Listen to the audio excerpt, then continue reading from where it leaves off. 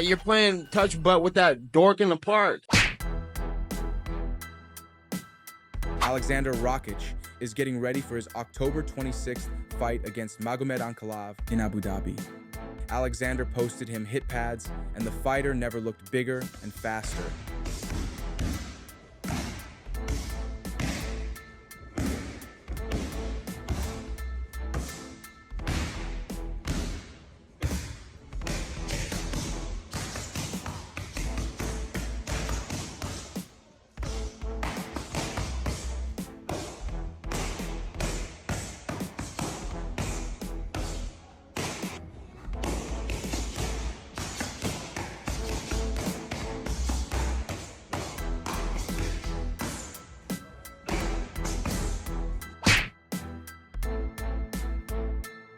And you do that, and you're going to be in running for Fighter of the Year this year. You and Alex Pereira, wins over Gaethje and Ilia Topuria put you right at the top of the heap, I would think. I mean, I don't know, man.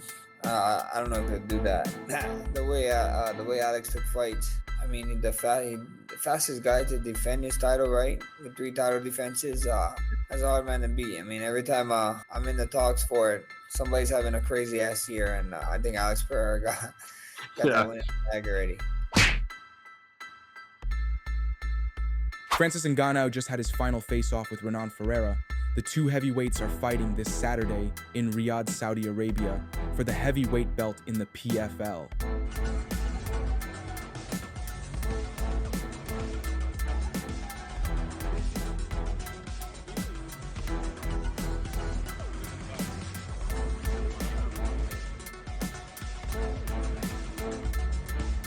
I'm gonna try and get right in the middle. I'm gonna try and get right in the middle here, guys.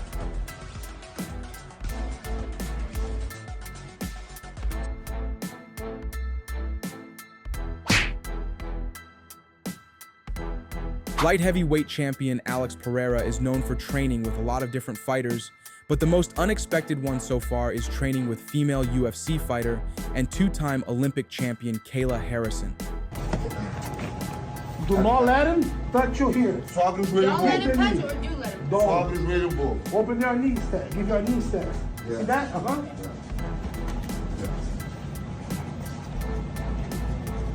Because imagine somebody do a hard kick on a knee. I was the same one that you open for the Muay Thai kick, but you open and fold.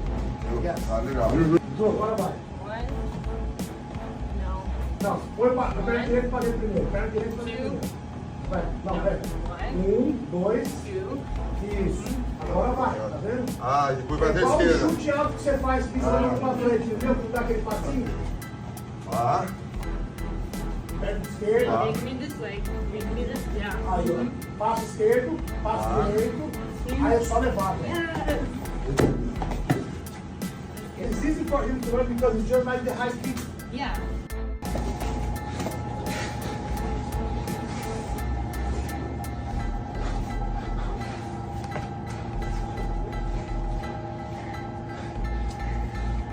Aí ela vai te esticar, hein? Fica esperto. Ela, aí é forte aí. Olha a mão aí, olha a mão. Não, pera aí. She's gonna stretch your arm, bro. Faz a gangorra pra subir. Olha o braço aí, velho.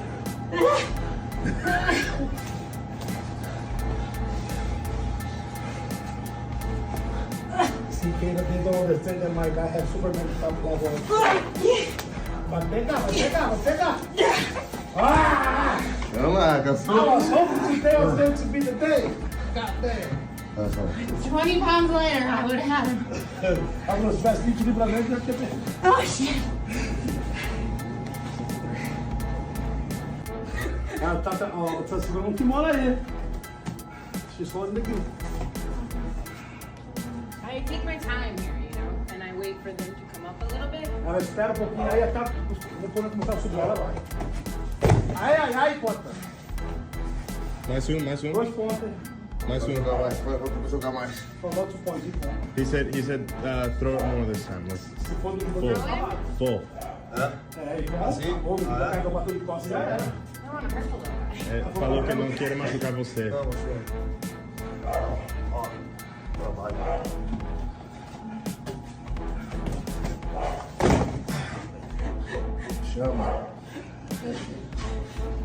It's hard to do her eye on him because his legs are so fucking long. So I was like, I better just do a Goshi.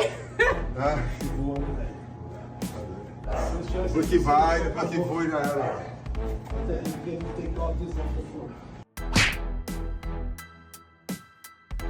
He did say on Saturday that he's returning February 1st against Dan Hooker. Now, I dug around a little bit and I was told there's nothing yet on the table. Perhaps that's what he wants. It was a very quick clip. I don't know if you saw it, but it just felt like he was throwing it out there. What's your reaction to him saying that? Yeah, Conor's a very flavor of the week kind of guy. You know, he just had a conversation with Dan Hooker. Everybody knows Dan Hooker's an awesome dude. You can sit there and have a beer with him, a forged Irish stout in the middle of a squared ring and be like, hey, man, I like you, you like me. We can make some magic. Let's fight each other. So I look no further than that, honestly. Dan Hooker is in the top 5 now. And if anything, it strengthens my case that I deserve to be in that top 5, top 6 anyway, because I have a win over him in my debut. So I'm happy for Dan Hooker. I don't think the UFC is going to be very keen on McGregor versus Hooker compared to McGregor versus Chandler, since we need to make this fight happen. So I'm not really that worried about it. It's been up in the air for the better part of 2 years. So I'm not going to spend any time or energy or effort worrying about it. The good thing is I have a great job to do in front of me, and that's November 16th at Charles Oliveira. And another person coming at you was Conor McGregor. He was coming at you too. What's going on? There's something in the air. What was your reaction when McGregor was talking about like hitting you with a left hook, something to do with... Yeah, like you said, there's something in the air, right? I think that's cocaine. That's what they call it.